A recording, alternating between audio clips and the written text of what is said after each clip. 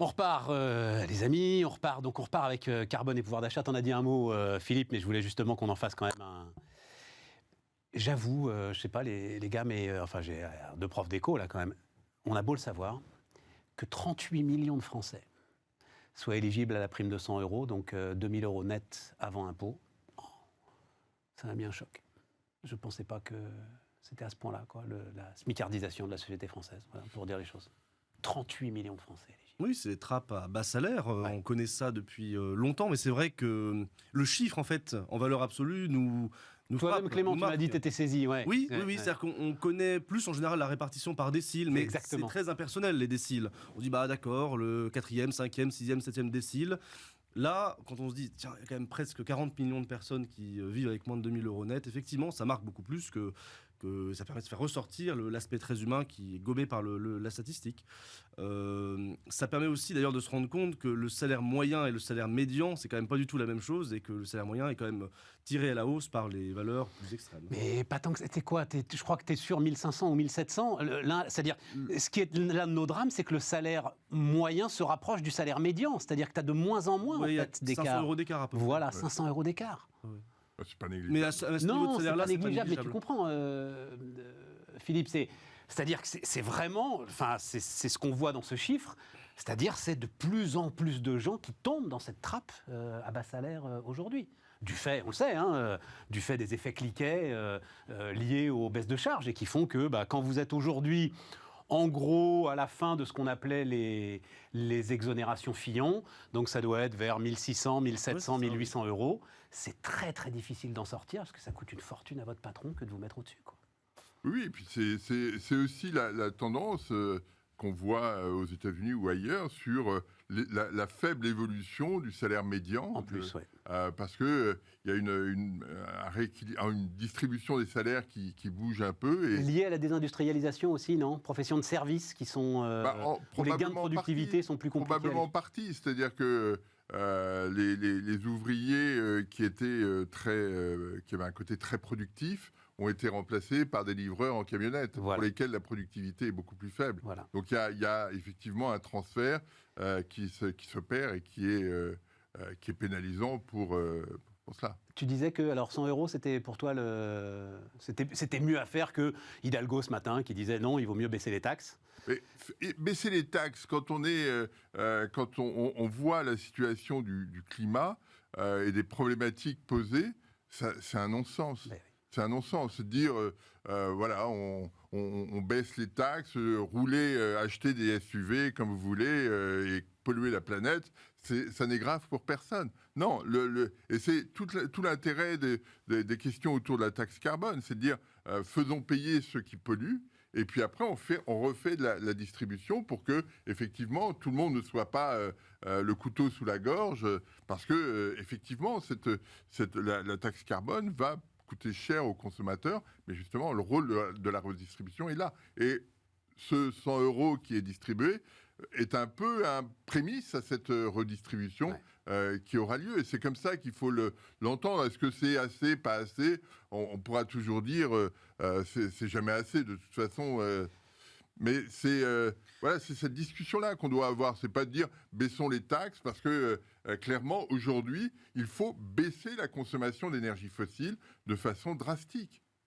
Et donc avoir des incitations financières pour le faire. Exactement. Ouais. Clément? Et juste pour revenir sur les 40 millions en quelques secondes, il y a quelque chose qu'on ne réalise pas toujours beaucoup, et là je renvoie par exemple à ceux qui nous écoutent à des travaux comme ceux de Patrick Artus ou d'autres, c'est vraiment l'impact du progrès technique aussi. Il sortait un chiffre, 4 emplois détruits par le progrès technique, c'est 3 emplois recréés moins qualifiés qu'avant et un emploi très qualifié. C'est ça. Ça peut expliquer aussi quand même une partie de la polarisation du marché du travail, donc le fait qu'il y a beaucoup de Français qui se retrouvent avec un salaire plus faible. Exactement. Ouais, tout à c'est fait. quelque chose qu'on oublie un peu. Bon, mais reprenons, parce que alors, les chiffres sont... Alors, quand même, en gros, les calculs qu'on peut faire entre blocage du prix de l'électricité, lissage du prix du gaz, les 3,8 milliards, donc 38 millions de Français à 100 €, les 3 milliards. En gros, on estime que c'est 10 à 12 milliards d'euros, là, qui ont été injectés pour une bosse de quelques mois. Mmh. Et alors, je ne sais pas si vous avez vu ça, mais c'est quoi? C'est l'Institut pour l'économie et le climat a calculé que les revenus générés par les différentes taxes carbone mises en place un peu partout dans le monde, nous c'est la taxe sur l'énergie, là, qui avait été la taxe climat, voilà, contribution climat-énergie, qui avait été gelée au moment des Gilets jaunes. Donc ces différentes taxes ont rapporté 56 milliards d'euros, 56,8, j'adore toujours les trucs après la virgule, en 2020 aux différents gouvernements. Pour la France, c'est 8 milliards 3. Là, on vient de lâcher 12 milliards en claquant des doigts et pour quelques semaines. Donc, le compte n'y est pas, quoi, Philippe, tu vois. C'est-à-dire cette idée effectivement très séduisante de dire on va faire des taxes carbone. On va faire payer ceux qui polluent beaucoup, qui ont les moyens de payer. Et avec les gains de ce nouvel impôt, on va pouvoir compenser vers les plus pauvres pour qu'ils ne souffrent pas trop. Alors, si on veut reprendre les choses, la taxe carbone européenne va prendre véritablement son envol en 2025. Ouais. Donc là, il y a... Ouais, mais tu vas pas pouvoir non plus la mettre à des niveaux tels qu'ils vont... Il faudra probablement la mettre assez cher pour avoir ce côté incitatif. Donc ça, c'est le premier point. Mais Philippe, si tu la mets... Alors pardon, tu tombes dans la courbe de la fer à la noix. Si tu la mets trop cher... Mais ça ne marche pas, la courbe de la fer. Mais bah, pour le coup, ça marche. Si tu la mets trop haut, tu n'as plus d'importation d'acier chinois. Hein. Et donc, à ce moment-là, ta taxe carbone, elle est à zéro. Non, mais la question, c'est... Bien sûr que ça marche, la courbe de la fer. Non. Bien sûr que si. Bon, vas-y, pardon. Non, la question, c'est... Il est trop Piketty, Philippe. Non, c'est pas ça. C'est que... Keynésien, Philippe. Vas-y, pardon, vas-y. Mais non, la question, c'est qu'est-ce qu'on fait dans ce cas-là? Ben, je sais. Mais parce que l'idée, quand même, ce qu'on doit bien avoir en tête, dans un rapport de l'Agence internationale de l'énergie qui est sorti cet été, qui dit si on veut arriver à la neutralité carbone en 2050, ce qui est quand même très proche, il faut que la part des énergies fossiles dans la consommation d'énergie passe de un peu plus de 80% aujourd'hui, 83% en 2020, à 20%. C'est dingue. Comment on fait? Ouais. Le rapport de l'ONU qui est sorti le 17 septembre nous dit si on regarde les engagements qui ont été pris par les États à l'accord de Paris en 2015, la réalisation de ces engagements et les engagements à venir jusqu'en 2030, on sera sur des émissions de carbone à plus 16% de 2010 à 2030. Pour être à 1,5 degré, il faut être à moins 45%. Donc on peut dire, ne faisons rien, mais à un moment donné, il va falloir qu'on s'ajuste. Et là, pour l'instant, on est en train de trouver le moyen de dire, on le fera ça demain. Hein, on ne va pas le faire tout de suite, parce que là, c'est un peu ennuyeux. Mais parce que tu ne peux pas le faire. Mais concrètement, enfin, je ne sais pas comment tu résous cette équation, c'est pas possible. Non, mais bien sûr, la question posée alors, c'est qu'est-ce qu'on dira à nos petits-enfants en 2050 quand il fera 4 degrés au-dessus de la moyenne pré-industrielle? On leur dira, mais on avait des élections présidentielles, on avait une dette publique... Non, mais Philippe, c'est pas une question d'élection présidentielle, tu te rends bien compte, les chiffres que tu viens de donner donne un effort à ce point considérable qui ne relève pas d'élection présidentielle ou d'une lâcheté politique. Depuis le rapport Stern en octobre 2006, on n'a pas fait grand-chose. C'est-à-dire quand mais ça, évidemment. Nicolas Stern disait récemment, quand j'ai publié mon rapport en 2006, les efforts à faire étaient élevés, mais pas considérables. Ils sont devenus considérables. Alors l'autre point quand même à souligner, c'est que là, on va distribuer du pouvoir d'achat. Mais ce qui est intéressant, c'est de regarder pour la France l'évolution de la productivité et l'évolution du pouvoir d'achat. Données de l'INSEE, hein, c'est pas des calculs. Et alors Et alors, ce qu'on observe, c'est que le pouvoir d'achat évolue bien plus vite que la productivité. Or, les entreprises vont pas pouvoir payer des salaires à la hauteur compte tenu de ce qu'on voit sur la productivité. Et donc là, il va y avoir un gap très fort. En 2012, après la crise financière, on avait eu la même chose. Ça s'était traduit par des hausses d'impôts assez significatives. Là, on est dans une situation où on donne des subventions aux ménages. Et donc, l'écart entre le pouvoir d'achat et la productivité va s'accroître. Et qui va être pénalisé là-dedans sont les entreprises dont on parlait tout à l'heure, qui vont avoir des coûts d'achat de matières premières beaucoup plus élevés et qui vont être obligés de faire le grand écart. Donc ça va être un peu compliqué. Clément ? Moi, j'aimerais juste, je suis d'accord avec ce qu'a dit Philippe, mais pour moi, il y a un problème quand même qui n'est pas de l'ordre de la théorie économique, il y a un vrai problème philosophique et politique. Est-ce qu'on peut imposer à des gens, donc à des peuples, dans un cadre démocratique, des mesures que ces mêmes peuples, en gros, rechigneraient à adopter ou pour lesquelles ils ne seraient pas d'accord ? C'est un vrai problème. Et alors, c'est un problème d'incohérence temporelle, c'est un problème, on peut utiliser plein de mots techniques, mais il y a un vrai débat sur est-ce que l'impératif climatique, alors ça peut être la neutralité carbone, ça peut être la baisse des émissions à un degré plus ou moins important, est-ce que ces impératifs qu'on se fixe à nous-mêmes, ils ne poseront pas à un moment donné un problème démocratique, parce que de toute façon, peut-être qu'il faudrait prendre des mesures qui ne sont non seulement pas populaires, mais qui seraient rejetées, par exemple, dans les urnes. Est-ce qu'on n'a pas répondu avec le confinement et le Covid ? Est-ce qu'à un moment, on n'a pas justement, là, pour la première fois, pris une décision autoritaire contre laquelle on ne savait pas trop si on était pour, si on était contre, mais on a tous compris collectivement qu'on n'avait pas le choix ? C'est possible, mais disons que moi, mon inquiétude, ce serait plutôt de dire que c'est probablement pas durable et il faut se méfier du populisme qui pourrait se servir de cet aspect un petit peu technocratique, parfois de la lutte contre le réchauffement climatique, pour dire, eh bien, moi je suis du côté du peuple, vous n'aurez pas de hausse de taxes carbone avec moi, il faut arrêter l'écologie punitive. Et c'est ce qui peut arriver voilà, c'est quelque part, il peut y avoir un affrontement idéologique entre un totalitarisme vert, entre guillemets, d'un côté, et une autre forme de totalitarisme issu, disons-le, de l'extrême droite, qui pourrait être... Le risque d'avoir des canicules type 2003 très régulières. Non, mais c'est ce que dit Jean Covici. Il dit, de toute façon, il ne se passera rien tant que tu n'auras pas le feu à la forêt de Fontainebleau. Exactement. Voilà. Comment est-ce que tu... Si on me dit ça d'un air léger, comme ça... Oui, non, mais c'est vrai. Comment est-ce que tu veux... André, comment est-ce que tu veux... Parlant de forêt... Vas-y d'un mot, parce que je voudrais qu'André... Juste un point, l'Amazonie n'est plus un puits de carbone. Oui. Non, c'est un émetteur de carbone. Oui. L'Amazonie. Oui. Donc, les choses sont bouleversées totalement. Écoute, c'est pas la forêt de Fontainebleau, mais hier, nous, on a eu 20 hectares brûlés en Corse, un 25 octobre, ça s'est jamais vu. Donc, on commence à voir des choses très, très concrètes. Je trouve quand même qu'il y a sur le point de la mesure de Jean Castex... C'est vrai que t'es Corse, toi. Eh oui, ne l'oublions jamais. Et... je pense que c'est très important d'avoir la vérité des prix. Et c'est comme ça aussi qu'on arrivera à une certaine légitimité démocratique. C'est-à-dire, moi, ce qui m'a fasciné quand même dans la réaction de la classe politique, c'est que c'est soi-disant, on va dire, ceux qui se prêchent l'écologie qui, en fait, ont été les premiers à dire il faut baisser les taxes. Mais c'est à nouveau repoussé. C'est assez incompréhensible, la position d'Anne Hidalgo, je dois avouer. Ouais. Et pour moi, c'est une erreur politique absolument majeure et ça montre qu'il n'y a pas beaucoup d'anticipation. Et le deuxième truc, j'en ai déjà parlé la semaine dernière, c'était un papier de Libé qui était titré comme ça, je me dédouane, parce que le titre est un peu violent, c'est « Faites confiance aux pauvres ». Arrêtez de prendre les pauvres pour des imbéciles. C'est-à-dire cette idée qu'on leur donne 100 € sans flécher la dépense. Oh mon Dieu, les pauvres vont faire n'importe quoi, ils vont aller le boire au café. Non, ça ne se passe pas comme ça. Non, clairement pas. Donc je crois que la vérité des prix, elle est importante. Et après, mettons aussi les choses...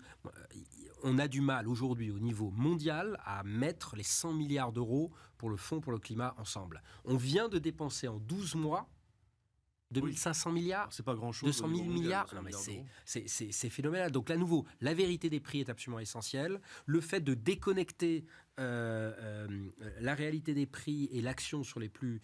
vraiment de différencier me semble absolument essentiel. D'avoir en tête cet impératif démocratique, mais c'est uniquement en rendant transparent ces sujets-là. Et à nouveau, moi, je m'étais beaucoup engagé pour que le Haut-Commissariat au plan ait une véritable réalité. Où est-il ? C'est à lui d'exposer, d'expliciter. Oui, peut-être je suis un indécrottable idéaliste. Non, mais j'ai rien contre, c'est le personnage qu'il incarne aujourd'hui, si tu veux. Où est-il ? C'est une bonne question. Ça veut dire quoi ? Je crois que même lui se le demande. Ça veut dire véritablement qu'on ne veut pas expliciter ces décisions. Et je crois que les systèmes démocratiques, notamment européens, doivent faire attention, parce que plus on restera dans ces décisions peut-être justes, mais totalement obscures, plus on créera cette défiance. Donc effectivement, l'impératif... Et j'aimerais quand même dire qu'en France, on n'est quand même pas si mauvais que ça, et que de toute façon... Sur quoi on n'est pas mauvais ? Sur les émissions de CO2. Mais alors ça, Clément, alors pardon, je te coupe la parole, pardon. On ne peut pas dire ça. Et on ne peut pas dire ça puisqu'on a délocalisé notre production industrielle chez les Chinois, si tu veux. Donc, parce que c'est ça le paradoxe, ces 100 €, ils vont quand même servir, pour beaucoup d'entre eux, même si certains arrivent à en garder un petit peu de côté et à moins rouler, à acheter des produits d'importation. Oui. En fait, mais quand je dis ça, j'avais en tête le nucléaire, en fait. Je sais que tu avais en tête le nucléaire, mais on se dédouane, tu comprends. On a laissé pourrir notre outil industriel. Alors évidemment, on peut apparaître comme les bons élèves de la classe, tu vois. Oui, mais je pense même par rapport à l'Allemagne de ce point de vue-là où... On a un tiers des émissions de l'Allemagne, donc c'est simple. Hein. Oui. C'est vraiment. On ne fait pas de charbon, on a du nucléaire. Et on ne fait pas d'industrie. Mais ça, c'est on est uniquement, assez tranquille, si tu veux, c'est tu uniquement vois, la voilà. production. Oui, mais je suis d'accord, d'électricité, Mais enfin, on a déporté nos émissions carbone, quoi. Voilà. Mais du coup, ça veut dire que les pays où on les a déportés, c'est quand même eux qui vont avoir le plus gros... qui vont avoir le destin du monde de ce point de vue-là, quand même plus entre leurs mains que notre cher et vieux pays, la France.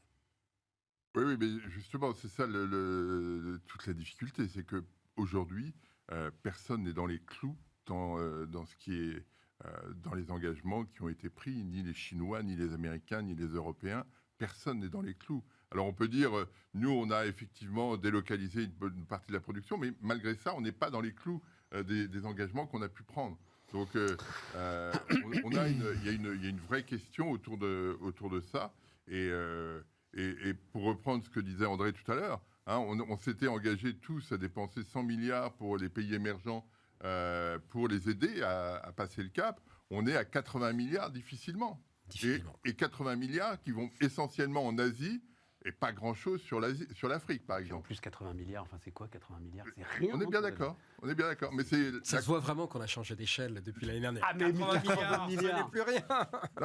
Non, mais écoute, je fais la promotion de l'excellente émission qu'on a faite sur l'électricité il y a maintenant 3 semaines.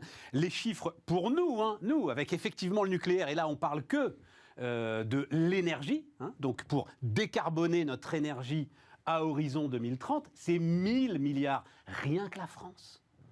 Qu'est-ce que tu veux faire avec 80 milliards? Pour l'ensemble des pays tout ça n'est émergents. Pas... Non, ce que j'allais dire, parce qu'il y a ton formidable sujet sur la crise de l'innovation européenne, mais je me dis, on va se flinguer à la fin de cette émission. Je cherchais un petit peu de réjouissance parce que... il faut croire au pouvoir de la destruction créatrice. Oui, voilà, exactement. Voilà, il faut y croire. Oui, mais alors, il est américain, le pouvoir de la destruction créatrice. T'as fait donc, allez lire ça. D'abord, abonnez-vous aux Échos, parce que c'est un excellent journal, et qu'il faut quand même payer l'information. Voilà, hein, la bonne information, elle a un prix. Et allez lire donc le point de vue d'André, Bataille technologique, l'étrange défaite de l'Europe, évidemment, référence à l'étrange défaite des années 30, dans lequel tu alignes un certain nombre de chiffres, André, sur le fait qu'on est totalement à la rue. Il y en a un qui m'a encore plus frappé que les autres, parce que en fait, on se dit, ok, on a pris du retard, mais on est en train de se stabiliser. Mais que nenni, quoi. Ça continue, et donc tu dis, la part de marché des fournisseurs de cloud européens a été divisée par 2 entre 2017 et 2021. Oui, alors aussi que ça soit clair, le chiffre 2017 est totalement fortuit, mais effectivement, en 5 ans, on est passé de 30 à 15%. Et surtout, il n'y a aucun acteur qui fait plus que 1,5% de part de marché mondial. Donc autant dire que dans un contexte où il va falloir faire des investissements massifs, où de plus en plus les data centers doivent être également conformes aux dernières normes environnementales, etc., où ceux qui ont des installations mondiales peuvent aussi balancer en fonction des coûts de l'énergie, etc., les petits ont très peu de chance. Sauf s'il y a véritablement une volonté à la fois de préserver nos données, de faire des choses localement. Ces 750 milliards qu'on s'apprête à déverser sur l'Europe, là, pour le coup, est le fléchage des investissements. Moi, j'aimerais savoir combien de ces 750 milliards vont être utilisés pour acheter du chinois, de l'américain. Autre étude que nous, on va faire dans les prochaines semaines, c'est combien de tout l'argent qu'on investit en ce moment dans les startups, et à juste titre, repart directement en achat publicitaire ciblé chez les GAFA et combien va directement chez les cloud providers. Parce que ceux qui ont augmenté 2 fois leur prix dans les 12 derniers mois, et chaque fois entre 5 et 10%, c'est les 3 grands providers de cloud. Parce que c'est très facile d'accéder au cloud, ça c'est formidable, mais une fois que vous êtes dedans... Donc Amazon, Google, Microsoft. Vos coûts sont linéaires, il n'y a pas du tout d'asymptote, c'est-à-dire que ça devient un investissement massif pour toutes ces entreprises. C'est normal, c'est des entreprises du digital. Donc en fait, la question c'est, est-ce que tous ces investissements-là bénéficient véritablement à nos sociétés, à nos emplois, à notre tissu industriel, ou est-ce que finalement, ce n'est pas des dépenses qui repartent immédiatement? Donc en fait, il y a une vraie vision d'ensemble qu'il faut avoir entre investissement, innovation, achat public. Je peine à la voir. Et tu dis, c'est pour ça d'ailleurs, je pense que tu as pris ce titre d'étrange défaite. Tu dis comme au moment de la débâcle, il n'y a plus aucune ligne de front. Elle est forte cette phrase. Aucune ligne de front écrite. Il n'y a plus aucun endroit je crois que où on puisse affronter. Je crois que les semi-conducteurs, c'est assez clair. Le quantique, moi je me disais que dans le quantique on avait quelque chose. Thierry Breton me faisait rêver sur l'idée que le quantique on avait quelque chose. La raison pour laquelle j'écris cette tribune, c'est parce qu'il y a tout ce qu'il nous faut. Regardez, on vient de lancer la plus lourde charge jamais lancée en orbite géostationnaire il y a 2 jours avec Ariane 5. Formidable. Donc les compétences sont là. La vraie question, c'est pourquoi est-ce qu'il y a eu 2 lancements d'Ariane depuis le 1er janvier 2021 et pourquoi il y en a eu 22 de Falcon 9 et Falcon Heavy depuis. Donc on est totalement distancé. Sur les semi-conducteurs, je ne vous fais pas un dessin. Sur le cloud, on en a parlé. Mais les Américains aussi sont distancés sur les semi-conducteurs pour le coup. Moins, parce que je rappelle quand même qu'en ce moment, les Européens font tous la danse du ventre à Intel pour installer la future usine de semi-conducteurs quelque part dans les pays européens. Donc là aussi, c'est on pourrait se dire que on ait une attitude cohérente, on essaie de voir ce qu'il nous faut. Ben non, en ce moment, vous avez l'Allemagne, la France, exactement comme avec Tesla, où il y a eu une bagarre entre la France, l'Allemagne, l'Italie, qui sait qui accepterait. Résultat, Tesla a eu des subventions massives de la part de ces pays européens. Et 2, comme on est en concurrence, on n'est pas capable réellement d'avoir une certaine force de négociation sur qu'est-ce qu'on veut de la chaîne de valeur, etc. Mais sur les batteries aussi, on est en train de se... Et en fait, il ne faut pas être négatif, mais il faut être réaliste. Aujourd'hui, sur les batteries, il y a déjà 65% des batteries lithium-ion qui sont fabriquées en Chine. Ouais, mais comme tu le dis toi-même, est-ce que c'est... Enfin, la batterie, c'est une... Je dois te dire que j'ai du mal à cette passion batterie là, qui a saisi tout à coup l'ensemble des commentateurs, m'étonne un peu parce que ça va devenir une commodité la batterie, comme tu dis toi-même, c'est le battery management system qui va être important, et puis derrière c'est l'ensemble des données qui vont. En temps de crise, on a bien vu que c'était le Doliprane qui nous a posé problème. Non, c'est pas le Doliprane. Je suis le premier à dire que il faut viser le coup d'après. Et donc, effectivement, la batterie lithium-ion, c'est aujourd'hui. La vraie question, c'est est-ce qu'on se donne les moyens du coup d'après. Non, aujourd'hui, on investit des milliards sur la technologie d'aujourd'hui, qui va être commodisée très vite. On dit qu'on veut faire des SpaceX, mais SpaceX, c'est aujourd'hui. C'est quoi le coup d'après de la fusée réutilisable? C'est quoi le coup d'après du semi-conducteur? C'est quoi le coup d'après dans l'intelligence artificielle? La vraie question, c'est est-ce qu'on... Et le plan France 2030, là, je tiens à faire un coup de chapeau, c'est plutôt les bons thèmes. La seule chose qui, moi, m'a choqué, c'est qu'à un moment, le président de la République dit, un mot de méthode. Mais en fait, non. La clé, c'est la méthode. Voilà. La clé, c'est la méthode. Il l'a dit lui-même, et c'est assez étonnant, parce que c'était un tout petit peu contradictoire. Une bonne recherche 6 mois trop tard ne vaut rien. Fort, quand même, comme argument. Voilà, ça a été présenté il y a 2 semaines. On aimerait voir tout de suite une mise en œuvre. Qui c'est qui le met en œuvre? Si on fait la même chose qu'avec les PIA, où il y avait une espèce de tambouille interministérielle... Plan d'investissement d'avenir, l'emprunt Sarkozy, c'est pas ce qu'il est devenu. Et donc, c'est ça la clé. L'argent est là. Pour aller dans ce sens-là, quand même, sur les 750 milliards, il y a 2 composantes. Il y a une composante subvention, une composante prêt. Ouais. La composante subvention, tout le monde la prend. La composante prêt, il n'y a que l'Italie qui la prend. C'est-à-dire que, globalement, l'idée de ce plan, c'est de dire on se donne des moyens pour aller pour investir dans demain. Mais en fait, on limite juste à la subvention ce qu'on n'aura pas remboursé. Oui, mais Philippe, mais est-ce que le prêt européen, il est moins cher que moi, trésorier de la France? Aujourd'hui, je peux avoir tout l'argent que je veux en dette. Combien en ce moment? C'est vrai, 0,1, 0,2, 0,3. C'est une attitude. C'est une attitude. C'est-à-dire de dire, finalement, j'ai pas trop d'idées. Ben oui, c'est ça. J'ai pas trop d'idées. Je trouve tout à fait dommageable que le plan qui a été annoncé par le président de la République il y a 15 jours ou 10 jours soit tout seul. L'Italie a présenté des choses. Mario Draghi a présenté des choses. Chacun présente des choses. Mais finalement, on a toujours ce sentiment que l'Europe n'est pas intégrée. qu'on n'a pas de marché intérieur européen. Oui, mais c'est ça l'essentiel. Si Facebook ou d'autres ont pu se développer à cette vitesse-là, c'est que d'un seul coup, entre New York et Los Angeles, tout le monde s'est équipé. Et de ce fait-là, vous devenez très vite très puissant. Si vous n'êtes qu'éparpillé, vous ne deviendrez jamais puissant. Alors quand même un mot sur parce qu'on a regardé ça la semaine dernière avec Laurence Daziano notamment, sur la méthode, sur l'Italie, hein, justement sur alors je crois que c'est 250 milliards, quelque chose comme ça, hein, 200 milliards l'Italie. Pour le coup, c'est très précis, très pointilleux, rapport d'étape à rendre. Limite, pardon d'utiliser le terme, limite coloniale, hein. Rapport d'étape à rendre tous les 6 mois, tous les ans, des objectifs ultra précis, des rapports d'étape, des cibles, comme le change management dans les entreprises. Tu as vraiment l'impression de voir un plan de transformation, de digitalisation de la fonction finance. Là, il y a quelque chose quand même, André. Et je pense que les Italiens sont parmi ceux qui ont le plus compris que c'était une possibilité pour eux d'inventer voilà, c'est ça. demain. Mais effectivement, dans la plupart des plans, alors il y avait ce fléchage. En fait, la Commission, elle est un petit peu schizophrène. À la fois, elle a raison de dire faut flécher vers les sujets de demain. Le problème, c'est que digital et vert, c'est trop vaste. Enfin, voilà. Deuxième chose, l'autre danger, c'est d'avoir des rapports d'étape trop précis. Parce que dans ce cas-là, on est dans le linéaire. Et par définition, on est dans un monde qui aurait prédit l'augmentation des prix de l'énergie, oui, tu as raison. Première, il y a 6 mois. Donc il faut laisser de la flexibilité. Par contre, il faut se fixer des objectifs très ambitieux sur le point d'atterrissage. Et dernier petit écueil, c'est qu'il y a cette obsession de dépenser très vite l'argent.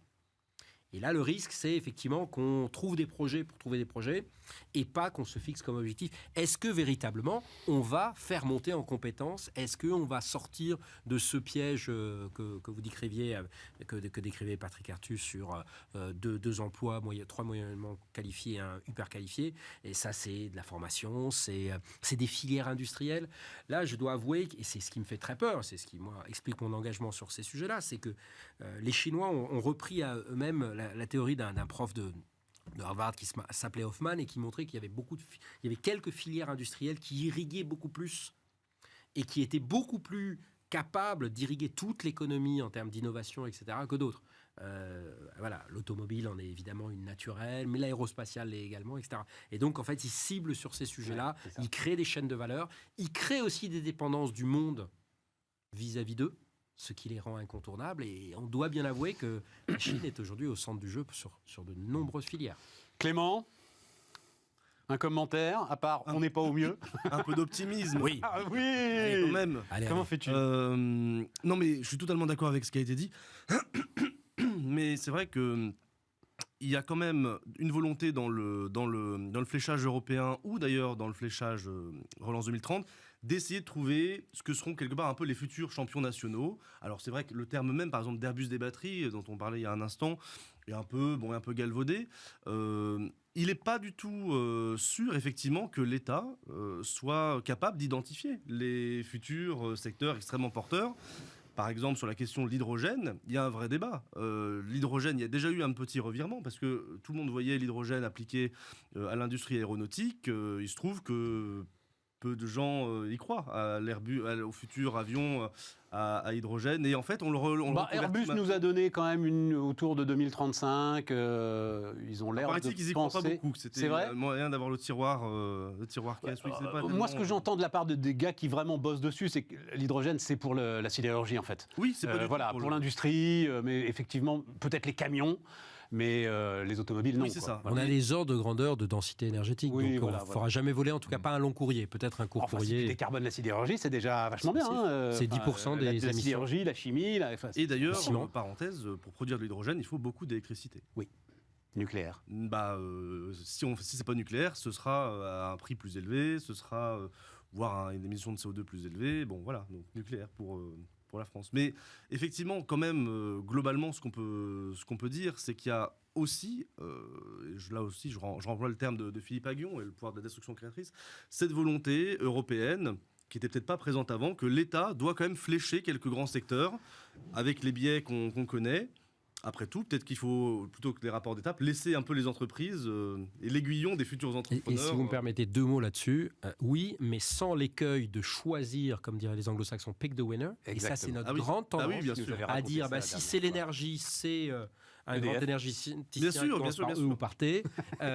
Donc juste fixer des objectifs, Oui. mais ne pas dire qui le fait. Et deuxième chose, être capable d'avoir cette espèce de revue permanente. Parce que il faut surtout pas qu'en octobre 2021, on décide tout ce qui va se passer dans les 5 prochaines années, parce Bien que sûr. ça va changer dans 3 mois.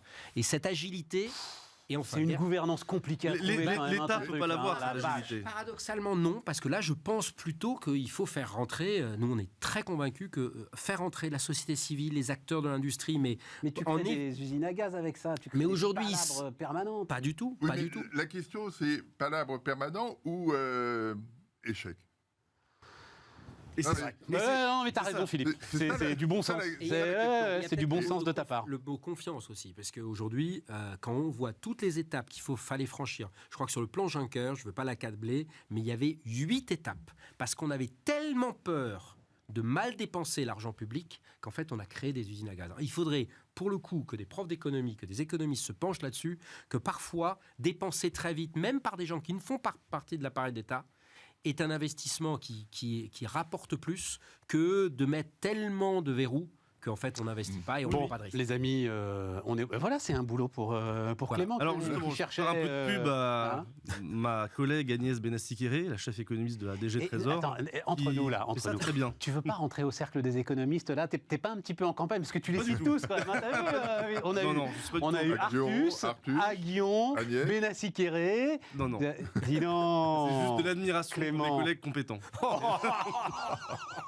Et beaucoup plus compétents que moi. Bon, c'était le mot de la fin. Voilà. Merci les amis, merci pour tout cela. Et puis nous on se retrouve. Alors demain une émission interview. Tiens, on refera le point notamment sur un élément avec lequel vous avez peut-être fait connaissance l'année dernière si vous suiviez déjà Bismart autour de l'hybridation, autour des centaures. La philosophe Gabrielle Alperne viendra discuter de ça avec nous. Et puis avec le formidable Léonidas Kalogeropoulos, on parlera aussi d'un pacte entre la nation et les entreprises qu'il a écrit pour le coup. Ça aussi, c'est une de ses passions. Et puis, on reprend nos débats donc, à partir de mercredi. Bonne soirée à vous et donc à demain.